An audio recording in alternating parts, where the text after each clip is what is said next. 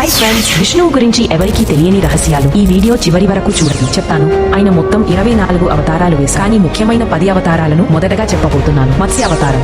జలప్రళయం నుండి భూమిని రక్షించడానికి విష్ణువు మత్స్య అవతారంలో వచ్చారు. మానవ జాతిని, శాస్త్రాలను కాపాడారు. కూర్మ అవతారం. సముద్రం కలపడానికి విష్ణువు కూర్మ అవతారంలో వచ్చారు. మంత్ర పర్వతం మీద సముద్రాన్ని కలిపి అమూల్యమైన ఉప్పు నీరు సేకరించారు. వరాహ అవతారం. భూమిని ద్రావకులతో కిందపడకుండా విష్ణువు వరాహ అవతారంలో వచ్చారు. భూదేవిని తన బరిలో ఎత్తారు. నరసింహ అవతారం. హిరణ్యకశిపును నాశనం చేయడానికి విష్ణువు అర్ధసింహ అర్ధ మానవ రూపంలో వచ్చారు. భక్తుల రక్షణ కోసం. వామన అవతారం. రాజబాలిపై నియంత్రణ కోసం విష్ణువు చిన్న బాలుడి రూపంలో వచ్చారు. 3 అడుగులలో జగత్తును కవర్ చేసి స్వాధీనం చేసుకున్నారు. పరశురామ అవతారం. అశుభ క్షత్రియులను నివారించడానికి విష్ణువు పరశురామ అవతారంలో వచ్చారు. కత్తితో ధర్మాన్ని స్థాపించారు. రామ అవతారం. సీత రక్షణ కోసం విష్ణువు రామ అవతారంలో వచ్చారు. మానవరాజు రూపంలో ధర్మపురుడు అయ్యారు. కృష్ణ అవతారం. కురుక్షేత్ర యుద్ధంలో ధర్మం రక్షించడానికి విష్ణువు కృష్ణ అవతారంలో వచ్చారు. యువరాజుగా బాణాలు, ఫ్లూట్ తో జగత్తు ఆకర్షించారు. బుద్ధ అవతారం. అహింసా సత్యం నేర్పడానికి విష్ణువు బుద్ధ అవతారంలో వచ్చారు. మానవుల మనసులను జ్ఞానంతో మారుస్తారు. కలికి అవతారం. కలియుగం చివరలో చెడుని నాశనం చేయడానికి విష్ణువు యోధుడుగా రాబోతున్నారు. భవిష్యత్తులో ధర్మాన్ని స్థాపిస్తారు. విష్ణువు ఎన్ని అవతారాలు వేసినా అవి కేవలం రక్షణ కోసం,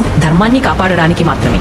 మనం కూడా ధర్మం పక్కన ఉంటే మనకు విజయాన్ని సాధించడానికి విష్ణువు ఎల్లప్పుడూ మనతో ఉంటారు. ఈ ఛానల్లో మహాభారతం నుండి మంచి పాఠాలను మాత్రమే మీతో పంచుతున్నాను. ఈ విజువల్స్ సృష్టించడానికి నేను చాలా కష్టపడ్డాను, సమయం పెట్టాను. అందువల్ల వీడియో చూసిన వారందరూ దయచేసి ఒక లైక్ ఇవ్వండి. ఛానల్ ను మరికొందరికి పరిచయం చేయడం ద్వారా మాకు మద్దతు చూపండి. ధన్యవాదాలు. చూశారుగా, ఇలాంటి మంచి కంటెంట్ ను మనం ఎప్పుడూ సపోర్ట్ చేయాలి కదా. అందుకే మీరు కూడా వెంటనే ఆలస్యం చేయకుండా ఛానల్ ను సబ్స్క్రైబ్ చేసుకోండి. కంటెంట్ మిస్ కాకుండా పక్కనే ఉన్న బెల్ ఐకాన్ ను యాక్టివ్ చేసుకోండి. మీకు టైం ఉంటే కామెంట్ లో జై విష్ణు అని పెట్టండి.